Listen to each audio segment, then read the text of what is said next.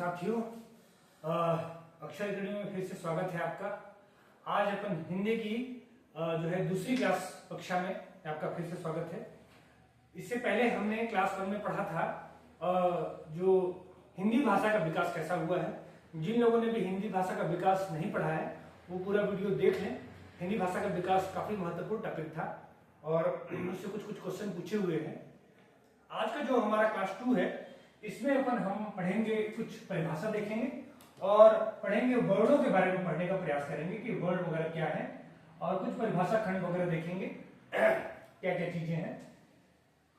तो पहले ही मैं यहाँ पर कुछ वर्ड लिख दिया हूँ। जैसे हमने लिखा है भाषा, और दूसरा लिख दिया है हमने लिपि, तीसरा हमने लिखा है ध्वनि, चौथा है वर्ड, अगला है आपका है पद, फिर शब्द, उपवाक्य और वाक्य।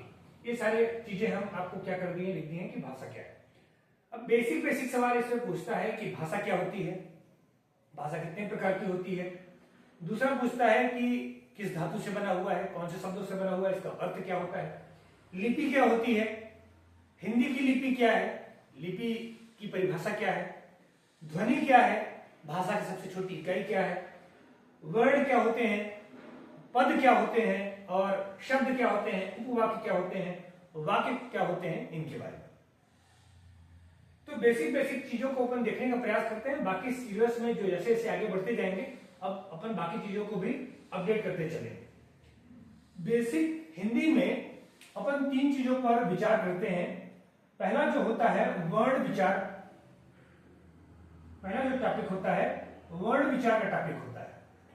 वर्ड विचार के टॉपिक में अपन पढ़ते हैं, एक तो वर्डों को पढ़ते हैं, वर्णमाला को पढ़ते हैं, उच्चारण का स्थान पढ़ते हैं, आपका जो है अल्प प्राण, महाप्राण और जो है घोष अघोष के बारे में पढ़ते हैं, वर्डों के टॉपिक। दूसरा जो टॉपिक होता है वो कहलाता है शब्द विचार। शब्द विचार अपने आप में बहुत बड़ा टॉपिक होता है। शब्द विचार, शब्द विचार के अंतर्गत शब्दों की परिभाषा पढ़ते हैं अपन।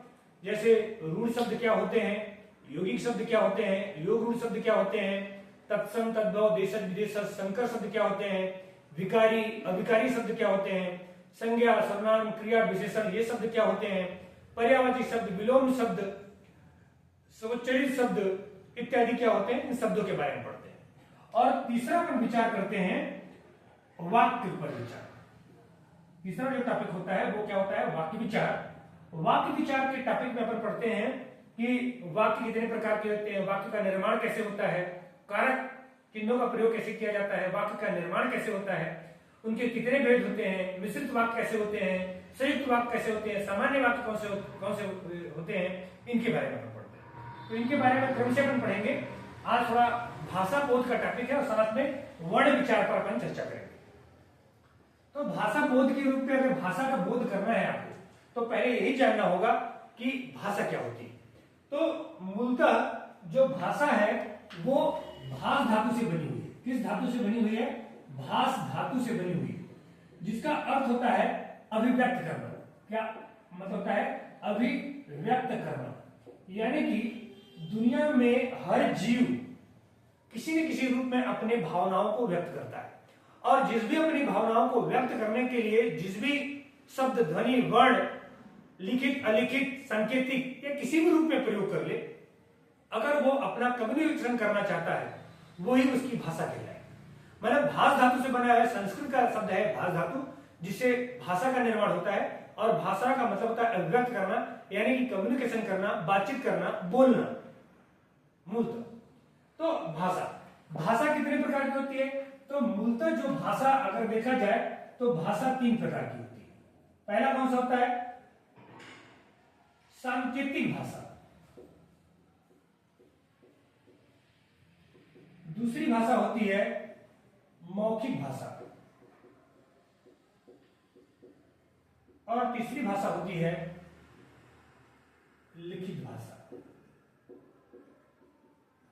भाषा कितने प्रकार के होते हैं, 3 प्रकार की भाषाएं होती हैं। वो कौन कौन सी होती है, सांकेतिक भाषा, मौखिक भाषा और लिखित भाषा।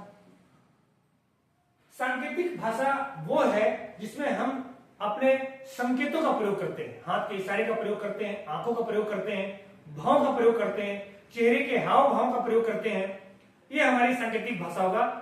जो बॉडी लैंग्वेज होती है वो सांकेतिक भाषा के अंतर्गत ही आती है। बोलचाल में जो है हमेशा सांकेतिक भाषा का भी इस्तेमाल किया जाता है। हम कम बोलकर संकेतों के माध्यम से क्या कर सकते हैं, अपनी अभिव्यक्ति कर सकते हैं। दूसरा जो होता है मौखिक भाषा। मौखिक भाषा जो होती है वो मुख से उच्चारित की जाती है, यानी ध्वनि के माध्यम से मौखिक भाषा अपने अभिव्यक्ति के लिए ध्वनि का इस्तेमाल किया जाता है। तो हर जीव किसी न किसी मौखिक भाषा का इस्तेमाल करते ही है, भले ही वो सांकेतिक भाषा का इस्तेमाल करेगी नहीं। पशु सांकेतिक भाषा का इस्तेमाल कम और मानव सांकेतिक भाषा का सबसे ज्यादा प्रयोग करता है। जबकि जो है मौखिक भाषा का इस्तेमाल जो है पशु और जो है जितने भी जीव जंतु होंगे या प्राणी होंगे या मानव होगा वो सभी आपका जो है मौखिक भाषा का इस्तेमाल करते हैं। तीसरी भाषा जो होती है लिखित भाषा। लिखित भाषा में लिपि का होना बहुत जरूरी है, यानी लिखित भाषा में अगर आप लिखकर प्रयोग कर रहे हैं, लिपि होगी, कोई ना कोई प्रतीक चिन्ह होगा, तो ही लिपि का प्रयोग करके आप लिखित भाषा, जिसमें किताब लिखना, कोई डॉक्यूमेंट्री लिखना, कोई डॉक्यूमेंट बनाना, पत्र लिखना इत्यादि कुछ भी चीज आप जो लिखते हैं वो सब लिखित भाषा के अंतर्गत आता है। तो भाषा मूलतः याद रखिएगा 3 प्रकार की होती है। भाषा भाष धातु से बनी हुई है और सांकेतिक भाषा होती है, मौखिक भाषा होती है और लिखित भाषा होती है। एक और खास बात है कि मौखिक भाषा में, कौन सी भाषा में, मौखिक भाषा में सांकेतिक भाषा शामिल है। यानी अगर आप मुख से बोल रहे हैं, जैसे अभी मैं मुख से उच्चारण कर रहा हूं तो हाथों का प्रयोग कर रहा हूं, आंखों का प्रयोग कर रहा हूं, अपने चेहरे के हाव भाव का प्रयोग कर रहा हूं, लय का प्रयोग कर रहा हूं, एक प्रोनाउंस का जो तरीका है वो लय का भी प्रयोग मैं करता हूं। तो आपका मौखिक भाषा में जो सांकेतिक भाषा स्वतः ही शामिल हो जाता है। ठीक है, तो भाषा भाष धातु से बनी है, 3 प्रकार की होती है, लिखित, मौखिक और सांकेतिक। दूसरा, लिपि क्या होती है? तो लिपि जो है जो भाषा को लेखबद्ध करे, लेखबद्ध करे। किसी भी भाषा को अगर लेखबद्ध करना है, यानी कि भाषा को प्रतीकों के माध्यम से दिखाना है, किस माध्यम से दिखाना है, प्रतीकों के माध्यम से दिखाना है आपको, तो आपको क्या करना पड़ेगा, लिपि का प्रयोग करना पड़ेगा। जैसे हिंदी की जो लिपि है, हिंदी की जो लिपि है वो देवनागरी लिपि है। कौन सी लिपि होती है? देवनागरी। बांग्ला की जो लिपि होती है वो होती है बांग्ला लिपि। पंजाबी की जो लिपि होती है वो लिपि होती है आपकी गुरुमुखी लिपि। उसी तरीके से जो मराठी की लिपि होती है वो होती है मोढ़ी लिपि, और अंग्रेजी की जो लिपि होती है वो होती है रोमन लिपि। तो अगर हम हिंदी भाषा को जो हम प्रतीकों के माध्यम से, किसी वर्ड के माध्यम से, किसी शब्द के माध्यम से अगर हम दिखाना चाहते हैं तो ये सब क्या कहलाएंगे, आपके लिपि कहलाएंगे। जैसे हिंदी में हमने देवनागरी लिपि में लिखा क, और उसी तरीके से अंग्रेजी में हमने रोमन लिपि में लिखा क। गुरुकुल की लिपि में, बांग्ला लिपि में भी इसी तरीके से लिखा जा सकता है। तो इनको प्रतीकों से दिखाने के, जैसे हमने उच्चारण किया, क का उच्चारण किया, तो रोमन लिपि में हम इस तरह का प्रतीक दिखाते हैं, जबकि हिंदी में हम इस तरह का प्रतीक दिखाते हैं। तो लिपि का मतलब है जो वर्ड है, जो वर्ण है, जो ध्वनि है, हम उसको प्रतीकों के माध्यम से दिखाएं, लेखबद्ध रूप में लिखें, तो हम उसे लिपि कह सकते हैं। क्लियर है? दूसरा, ध्वनि। ध्वनि का मतलब होता है मुख से उच्चारित शब्द या वर्ण, मुख से उच्चारण के माध्यम से।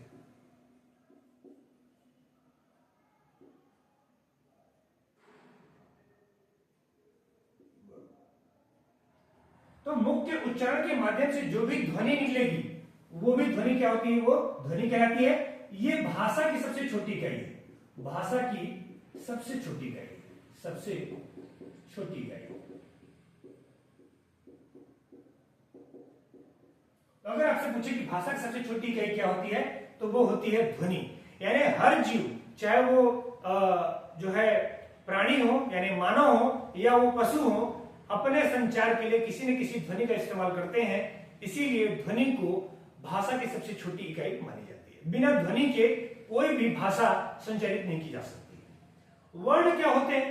तो वर्ण जो होते हैं वो ध्वनि जो होती है, ध्वनि को ही अगर लिखित रूप में लिखा गया, ध्वनि को किस रूप में लिखा गया, लिखित रूप में लिखा गया, तो हम उसे वर्ण कहेंगे।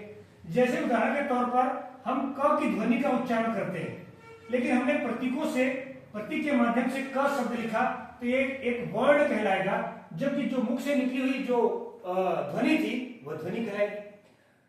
ध्वनि और वर्ण में कोई खास अंतर नहीं होते हैं, बस इतना ही अंतर होता है कि ध्वनि जो है वो मुख से उच्चारित की जाती है, जबकि वर्ण प्रतीकों के माध्यम से लिखते हैं। ये प्रतीक होते हैं जो किस माध्यम से होगा, जो लिपि के माध्यम से दिखाया जाता है। किस माध्यम से दिखाया जाता है, लिपि के माध्यम से दिखाया जाता है। ये देवनागरी लिपि। वर्ण से बनते हैं पद, वर्ण से बनते हैं अपन क्या, शब्द। शब्द क्या होते हैं, तो वर्णों का ही सार्थक, वर्णों का व्यवस्थित समूह। किसका, वर्णों का व्यवस्थित समूह क्या कहलाता है, आपका शब्द कहलाता है। किसका समूह, वर्णों का व्यवस्थित समूह क्या कहलाता है, शब्द कहलाता है। कैसे, जैसे मान लीजिए आपके पास 3 वर्ण है, क और दूसरा है म और ल। अगर इस शब्द को, 3 वर्णों को अपन व्यवस्थित रूप से लिखें और लिख देते हैं कमल, तो ये एक शब्द माना जाएगा। दूसरा, अगर हम इसी से आप क्या बना सकते हैं, कलम, ये भी एक शब्द माना जाएगा। मतलब कि इनके व्यवस्थित समूह को, ऐसा व्यवस्थित अरेंजमेंट ऐसा कर दिया जाए कि इनका कोई ना कोई अर्थ निकल कर आए, तो हम उसे किस रूप में स्वीकार कर लेते हैं, तो वर्णों के व्यवस्थित समूह को ही अपन क्या कहते हैं, शब्द कहते हैं। शब्द, अभी हमने चर्चा किया, शब्द कई प्रकार के हो सकते हैं। तो अगर शब्दों का जो अर्थ होगा, एक निश्चित अर्थ होगा, तो वो शब्द कहलाएंगे सार्थक, और अगर उनका निश्चित अर्थ नहीं होगा तो वो शब्द कहलाएंगे निरर्थक। यानी कि अगर हमने लिखा कमल या कलम, यानी इसका कोई अर्थ निकल कर आ रहा है, इसलिए इसे हम सार्थक शब्द कह देते हैं। और अगर हम इसी वर्ड से बना देते हैं लकम, तो ये कैसा शब्द हो जाएगा, इसका कोई निश्चित अर्थ नहीं आ रहा है, इसलिए ये निरर्थक शब्द हो जाएगा। तो शब्दों के अर्थ के आधार पर सार्थक और निरर्थक शब्द भी होते हैं। और भी शब्दों के बारे में अपन पढ़ेंगे, तत्सम तद्भव, बहुत सारे उसके भेद होते हैं। इसके बाद होते हैं पद।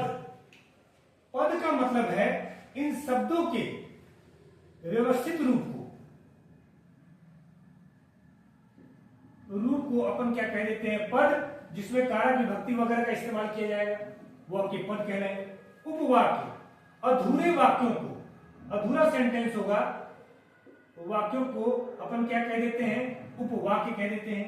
और वाक्य, पूरे सेंटेंस को, यानी कंप्लीट वाक्य को, यानी पूरी सेंटेंस को जिसमें स्पष्ट रूप से हो जाए, कोई शब्द के रूप में जिसमें कारक विभक्तियों का अरेंजमेंट हो जाए, कोई शब्दों के व्यवस्थित समूह, कई शब्द अपने व्यवस्थित रूप में आ जाए और पूरा सेंटेंस बन जाए, उसको अपन बोल देते हैं वाक्य।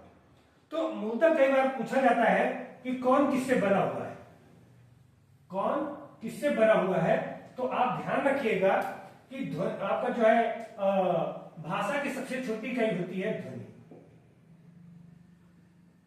ध्वनियों के ये सबसे छोटी इकाई है, और ध्वनि के लिखित रूप को, किस रूप को, लिखित रूप को अपन कहते हैं वर्ण।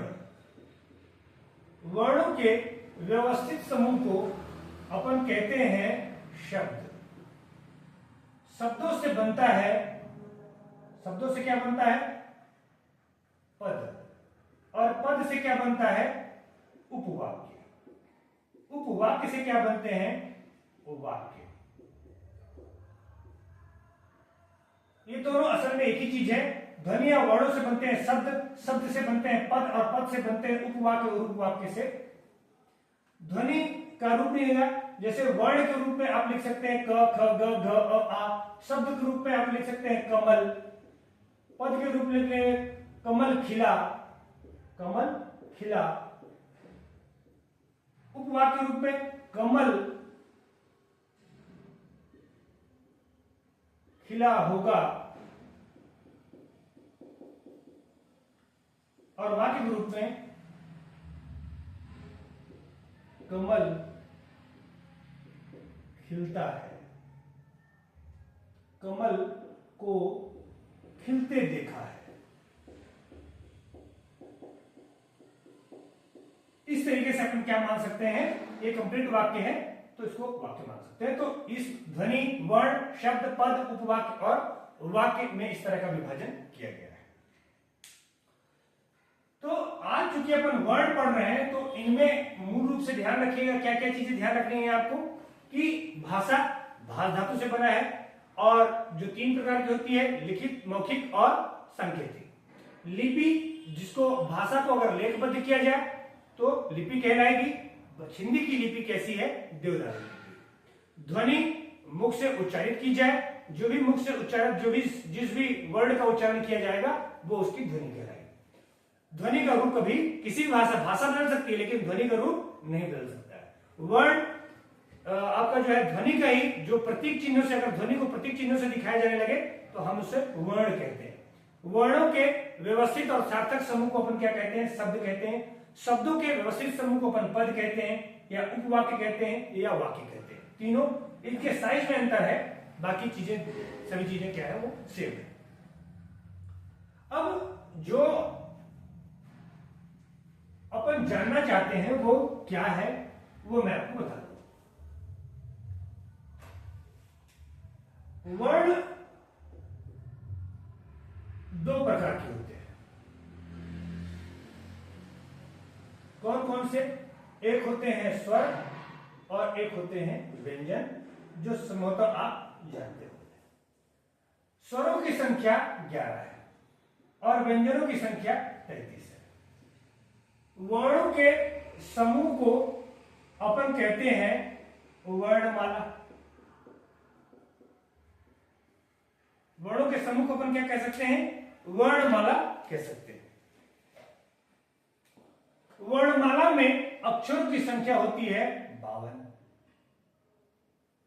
तो अब सवाल यही उठता है कि स्वरों की संख्या यदि 11 है और व्यंजन की संख्या यदि 33 है, यानी दोनों मिलाकर कितने हो जाते हैं, 44 हो जाते हैं, तो वर्णों की संख्या 52 कैसे हो गई?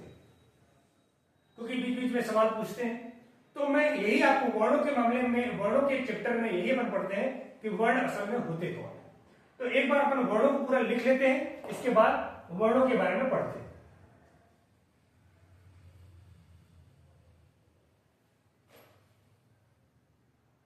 वर्ण या वर्णमाला में वर्ण हमारे पास है 52 मैंने 52 वर्ड।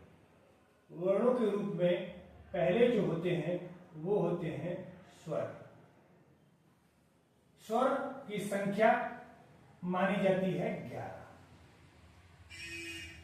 कौन कौन से? अ, आ, ई, उ, ए,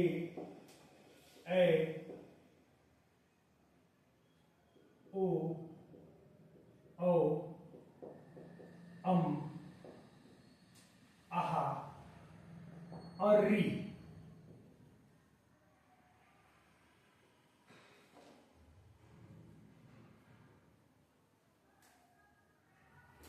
यहां लिख देता हूं मैं।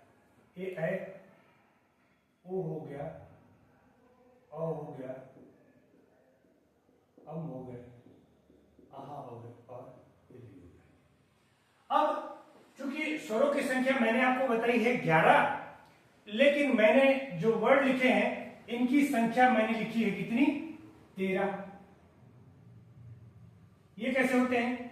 तो चूंकि वर्ड जो होते हैं यानी वर्ण जो होंगे, जब भी आपसे पूछे कि वर्णों की संख्या कितनी होती है, आपको हमेशा बताना है कि वर्णों की संख्या होती है 11। लेकिन चूंकि हमने 13 वर्ड लिखे, 1 2 3 4 5 6 7 8 9 10 11 12 और 13 वर्ड लिखे हैं, इसलिए जब भी आपसे पूछे कि लेखन के आधार पर, किस आधार पर? लेखन के आधार पर वर्णों की संख्या कितनी होती है, तो आपको बतानी है 13। क्यों बतानी है वो मैं आपको बता देता हूं। जो और आहा है वो कहलाते हैं अयोगवाह। क्या कहलाते हैं? अयोगवाह। अयोगवाह क्या होते हैं? अयोगवाह, अयोगवाह क्योंकि इनकी संख्या 2 है तो इनकी संख्या याद रखिएगा कितनी है? अयोगवाहों की संख्या है 2। ठीक है, स्वरों की संख्या कितनी होती है? 11। लेखन के आधार पर स्वरों की संख्या होती है 13। लेकिन स्वरों की संख्या 11 कब होगी? जब अपन अम और अह को अयोगवाह के रूप में गिनते हैं। अयोगवाह वो होते हैं जो स्वर और व्यंजन दोनों के रूप में काम करते हैं। मतलब कि ये है तो स्वर मगर इनका उच्चारण व्यंजन की तरह होता है। बड़ी अजीब बात है वो स्वर लेकिन उनका उच्चारण कैसे होता है? व्यंजन की तरह होता है। इसलिए इनको अयोगवाहों को स्वरों में काउंट न करके स्वरों से बाहर कर दिया जाता है, क्योंकि स्वर और व्यंजन की जो कहानी होती है वो उच्चारण के आधार पर होती है। स्वरों की खासकर जो व्यवस्था होती है वो उच्चारण के आधार पर होती है, स्वरों की सारी व्यवस्था है। तो अयोगवाह होंगे 2, ये स्वर भी हैं मगर इनका उच्चारण व्यंजन की तरीके से होता है, इसलिए इनको क्या कह देते हैं? अपन अयोगवाह कह देते हैं। क्योंकि जो अम है, अम का जो उच्चारण होता है वो म की तरह होता है और जो अ का उच्चारण होता है वो उच्चारण ह की तरह होता है। म और ह मूल रूप से व्यंजन है ये स्वर, लेकिन इनका जो उच्चारण होगा, जैसे अपन लिखते हैं संबंध, क्या लिखते हैं? संबंध। तो इसका मैंने पहला वाला जो बिंदी है इसका मतलब होता है म, जो आपका क्या हो जाता है? ये अम की मात्रा लगी हुई है। और जो अ लिखा हुआ ह, जैसे अपन लिखते हैं अतः, तो इसमें ह न होने के बावजूद भी हम उच्चारण कैसे करते हैं? जैसे प्रातः, तो अपन ह की तरह उच्चारण करते हैं, इसलिए क्या हो जाते हैं? अयोगवाह। अम को कहा जाता है अनुस्वार। क्या कहा जाता है?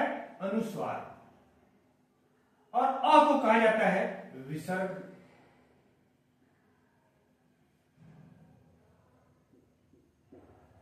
तो आप क्या याद रखना है कि स्वरों की संख्या होती है कितनी? 11। स्वरों की संख्या कितनी होती है? 11 होती है, मगर लेखन के आधार पर स्वरों की संख्या हो जाती है 13। 2 अयोगवाह होते हैं अम और आह। अम को अपन बोलते हैं अनुस्वार और अह को अपन बोलते हैं विसर्ग। अम का उच्चारण म की तरह होता है और अह का उच्चारण ह की तरह होता है। इसीलिए इनको स्वरों में शामिल न करके किसमें लिया जाता है? इसको अयोगवाहों में लिया जाता है। ध्यान रहेगा। अब एक खास बात और कि जो आपको दिख रहा है अ आ ई उनमें मात्राएं होती है, क्योंकि जब किसी वर्ड के साथ लगेंगे तो ये मात्रा के साथ चलते हैं। कैसे चलते हैं? ये मात्रा के साथ चलते हैं।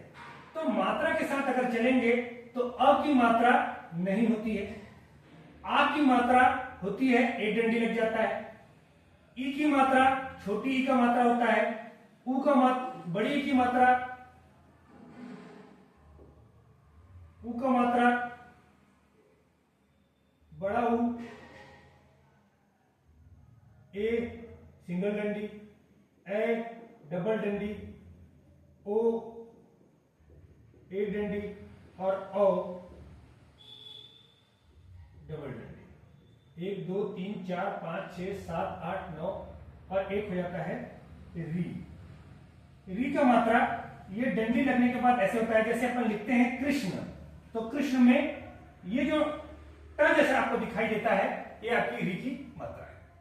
तो इस तरीके से अ में मात्रा नहीं होती है, लेकिन इधर 1 2 3 4 5 6 7 8 9 और ये 10। जैसे हमने बताया कि स्वरों की संख्या होती है 11, लेखन के आधार पर स्वरों की संख्या होती है 13, उसी प्रकार स्वरों के मात्रा के आधार पर, किस आधार पर? मात्रा के आधार पर मात्राओं की संख्या होती है 10। क्या ध्यान रखना है कि मात्रा के आधार पर होती है स्वरों की संख्या 10। मतलब वर्णमाला में 52 वर्ण होंगे, स्वरों की संख्या होती है 11, लेकिन लेखन के आधार पर स्वरों की संख्या होती है 13। स्वरों की संख्या 11 कब होगी? जब अम और आ को अपन अयोगवाह के रूप में स्वीकार करेंगे। अयोगवाह की संख्या होती है 2। अयोगवाह वो है जो है तो स्वर लेकिन उनका उच्चारण व्यंजन की तरह होता हो। अनुस्वार दो प्रकार के होते हैं, अनुस्वार अम जिसे म की तरह होता है, और विसर्ग अह इसका उच्चारण ह की तरह होता है। मात्रा के आधार पर देखा जाए तो केवल अ की मात्रा कहीं पर भी आप लगा हुआ नहीं देखेंगे, लेकिन हर प्रकार के व्यंजन में अ की मात्रा स्वतः ही होती है, अलग से मात्रा लगाने की आवश्यकता नहीं पड़ती है, वह स्वतः ही उसमें शामिल होता है, हर वर्ण में वो शामिल होता है। तो इस तरीके से मात्रा की संख्या कितनी हो जाती है? 10। ठीक, तो अपन चीजों को नोट करते चलते हैं जिसमें आपके रिवीजन में क्या आ जाए। हमने देखा वर्ण को, हमने देखा वर्ण के आधार पर स्वर जो होते हैं वो होते हैं कितने? 11 होते हैं, और स्वर जो होते हैं कितने पर होते हैं? इसमें दो जो है क्या होते हैं? अयोग वा होते हैं। ठीक, एक अनुस्वार और एक विसर्ग। दूसरा, इसको मिटाता जाता हूं मैं, अगर स्क्रीनशॉट लेना है तो लेते जाइए।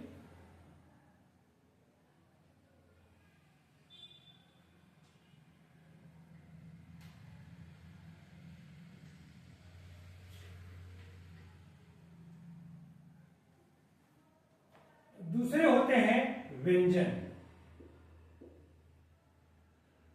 व्यंजन कहां से शुरू होते हैं? लिख लेते हैं, क, ख, ग, घ, अंग, च, छ, ज, छ, इय, ट, ठ, ड, ढ, अड़, त, थ, द, ध, न, प, फ, ब, भ और म।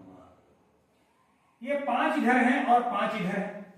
इनको कहा जाता है वर्ग। क्या कहा जाता है इनको? वर्ग। वर्गों में वर्णों की संख्या है 25। वर्गों में वर्णों की संख्या कितनी है? 25। 25 वर्णों को हम कहते हैं क, ख, ग, घ, अंगा, च, छ, ज, इ, ट, ठ, ड, अ, त, थ, द, न, प, फ, ब, म। तो वर्णों में इनकी संख्या 25 है। अतः और चूंकि ये जब हम इनका उच्चारण करते हैं तो गले से, मुख से, जीभ से, जिह्वा से, तालु से, मुर्दा से अलग अलग स्पर्श करते हुए ध्वनि निकलती है, इसीलिए इन्हें स्पर्श वर्ण कहते हैं या स्पर्श व्यंजन कहते हैं। तो स्पर्श व्यंजन की संख्या कितनी होगी? आपकी 25। इसके बाद 4 वर्ण होते हैं, य, व, य, र, ल और व। इन्हें कहा जाता है अंतस्थ। इन्हें अर्धस्वर भी कहा जाता है। इनकी संख्या होती है 4। इसके बाद श, श, श और ह। इन्हें कहा जाता है संघर्षी या इन्हें कहा जाता है उष्म। इनकी संख्या भी होती है कितनी? 4। इसके बाद होते हैं स्र, त्र, छ और य। इन्हें कहा जाता है संयुक्त वर्ण। इनकी संख्या भी होती है कितनी? 4। अब इनके बारे में देखते हैं।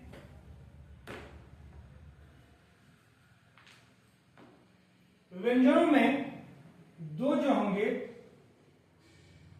यहां लिख देता हूं मैं, दो जो है द्विगुण या उच्छिष्ट होते हैं। इसमें होते हैं कौन सा? ए, ड और ये ठ। अब इनके बारे में देखते हैं। व्यंजन वो है, व्यंजन स्वर किसे कहते हैं? स्वर उसे कहते हैं जिनका उच्चारण स्वतंत्र रूप से होता हो।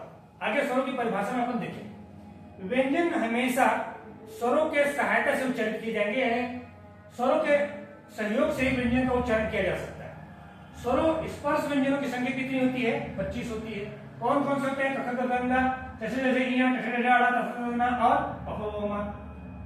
यह अलावा अंतस्थ और अर्धस्वर भी कहलाते हैं। अर्धस्वर इसलिए कहलाते हैं क्योंकि कभी कभी इनका इस्तेमाल स्वरों के रूप में इस्तेमाल कर देते हैं। जैसे यह है, जैसे हमने कहा गया, या हमने लिखा गई और साथ में हमने लिख दिया गई, ये स्वरों के स्थान पर इनका प्रयोग हो गया, इसलिए अपन क्या कर सकते हैं, इसको अर्धस्वर के रूप में भी गिनते हैं। स स स ह इसे संघर्षी वर्ण कहा जाता है या उष्ण वर्ण कहते हैं, क्योंकि जब हम इनका उच्चारण करते हैं तो मुख में संघर्ष होता है और संघर्ष होने के बाद ये या तो गर्म हवा निकालते हैं, इसलिए हम इसे संघर्षी वर्ण कहते हैं। जो छ त्र ज्ञ और स्र है संयुक्त वर्ण है 4, क्योंकि इनका निर्माण इन किसी न किसी इन वर्णों से हुआ है। जैसे स का जो स्र बना है वो बना हुआ है स और र से, छ बना हुआ है क और श से, त्र बना हुआ है त और र से, और ज्ञ बना हुआ है ज और इया से। इसलिए इन्हें, चूंकि ये स क त ज और र ये सारे वर्णों की यहाँ काउंटिंग हो गई है, इसलिए यहाँ पर ये वर्ण मौजूद है। ड और ढ इनका प्रयोग हिंदी में बहुत कम हो गया है। द्विगुण यानी दो गुणों के रूप में इस्तेमाल किए जाते हैं, अथवा उच्चित यानी बाहर निकले हुए हैं, इसलिए द्विगुण कह दिया जाता है। तो अब यहाँ वर्णों की संख्या देखी जाए तो स्वरों की संख्या 11, 2 हो गए अयोगवाक। व्यंजन की संख्या हमने पहले डिसाइड की थी 33, और अगर द्विगुण के रूप में गुंजा जाए, द्विगुण जो होते हैं वो कितने हो जाते हैं हमारे 2, और क्या हो जाते हैं उच्छिष्ट, इसको अपन कह सकते हैं उच्छिष्ट, ये होते हैं 2। और संयुक्त वर्ण जो होते हैं वो हमारे पास कितने होते हैं 4। इन व्यंजनों में 25 जो है वो स्पर्श वर्ण है, 4 जो है अंतस्थ है,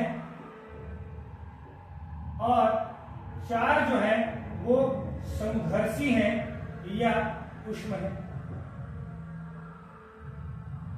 तो इस तरीके से 2 3 2 5 6 7 8 9 10 11, 4 2 6 6 7 8 9 10 11 12 यानी 2, और 1 3 1 4,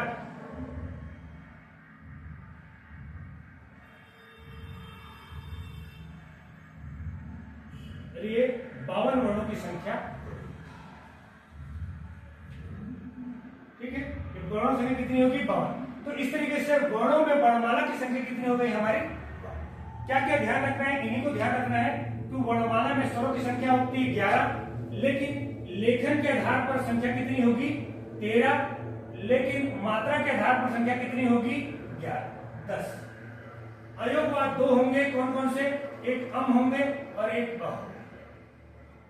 व्यंजन होते हैं 33 स्पर्श वर्ण, 4 अंतस्थ यार अलावा, 4 संघर्षी पुष्प जो है क्या हो जाएंगे आपका वो श श श। उच्चित 2 हो जाएंगे द्विगुण ड और ढ, और संयुक्त वर्ण जो हो जाएंगे 4 हो जाएंगे, जो हो जाएंगे 52। ठीक है, तो ये वर्णों के बारे में है।